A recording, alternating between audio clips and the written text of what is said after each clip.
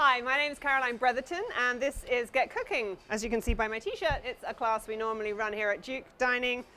We've gone online this semester. Hopefully you'll be able to follow at home. It's got the kind of added benefit of being able to stop and start and rewatch the videos, so I'm hoping that you'll enjoy that aspect of it. If you want to learn to cook live, in person, next semester, sign up for the Duke Dining email that'll be coming soon. I'm going to teach you today, this is the first of a kind of full of sweet kind of classes, baking classes. This is my master muffin mix. Now I want something that you can cook in your dorm rooms, that you can cook easily, quickly. You can't really mess it up too much. It's not difficult and it's very forgiving. And it changes to a variety of tastes, so you can finish it any way you like, which is why I call it the master muffin mix, because it's the plain basic vanilla muffin mix and then you add what you like. So first of all, I'm going to take some plain flour, 185 grams of plain flour, pop it into my bowl. And then I'm going to take 50 grams of soft golden light brown sugar, light golden brown light sugar, whichever way around it is. And then I'm going to take the same amount of white sugar. I'm going to take 2 teaspoons of baking powder. So I love these little tins because they have this thing, you know, that's for scraping it across. You probably did. I didn't for ages. So 2 teaspoons of baking powder. It's quite a good rise in this, so 2 teaspoons like that.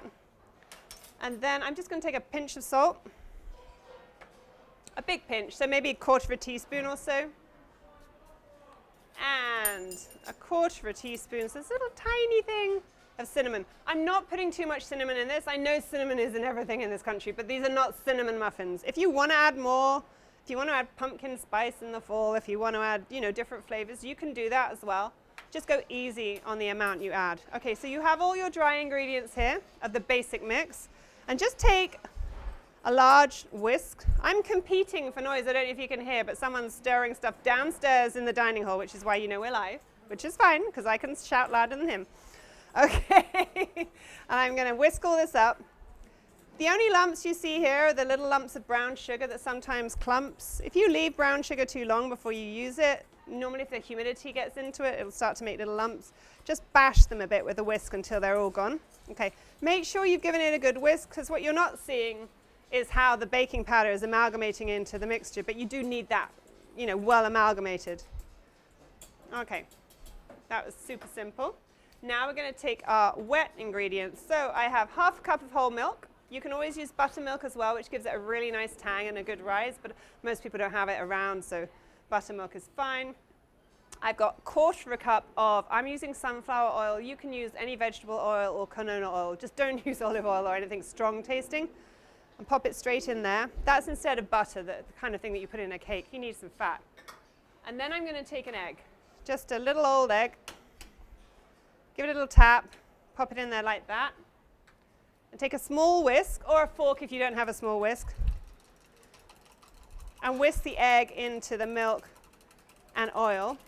And then I'm going to take a teaspoon of vanilla extract. Again, if you don't have it, it doesn't really need it, but I would recommend it. And also, if you're going to bake a lot, I would recommend getting a really nice vanilla extract. It's a lot more expensive than the cheap ones, but you only use a tiny bit at a time, and it tastes completely different. So if you can afford it, get the proper vanilla extract, not vanilla flavoring.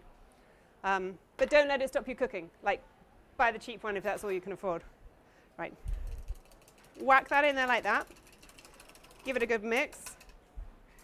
And then I am going to find my wooden spoon and go in with a wooden spoon. I like a wooden spoon for baking. I don't know why, I just like it. I can't really think why it does better, but I can kind of feel the mixture more. So you make a hole in the center and you pour your liquid into this hole. Like that. Okay, and then you simply take the spoon and you go from the outside round the hole like that. It all spills out anyway, but you're kind of making like a volcano of the wet and dry ingredients. And then at a certain stage when it's getting too gloopy to do anything, just go in and give it a good stir. You do not want to overmix this batter. The more you mix it, the tougher and tighter it's going to be. So you just mix it until you can't see any flour. It doesn't matter. Also, I don't know why, it doesn't matter if it has lumps in it. They all just disappear in the oven, which is fabulous for people that don't want to spend too much time sifting and all that kind of stuff. And of course means you need less equipment in your dorm room if you're cooking it at university, which is great.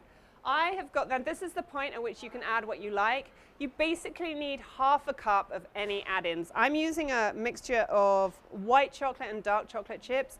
You could use blueberries. If you use blueberries, I would recommend you use the small frozen ones, not big fresh ones, because they go a bit kind of goopy and eyebally when they're cooked for too long. But the frozen ones, you can just put in a handful frozen, and then by the time it's cooked through, they're cooked perfectly. And they're smaller, so they distribute more evenly throughout the muffin, and they don't sink like the bigger blueberries. So they're really good for that. You could do some grated apple in here. You could do little chunks of banana. You could basically do most things that you like. Okay, I'm just going to do about that many. I think that's about half a cup.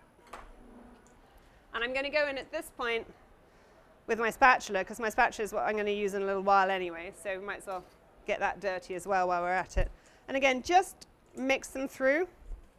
You need them well mixed, so you make sure there's some in every spoonful, but you don't want to overmix the liquid. The mixture. Okay, and that is it. I mean, you couldn't get an easier baking recipe.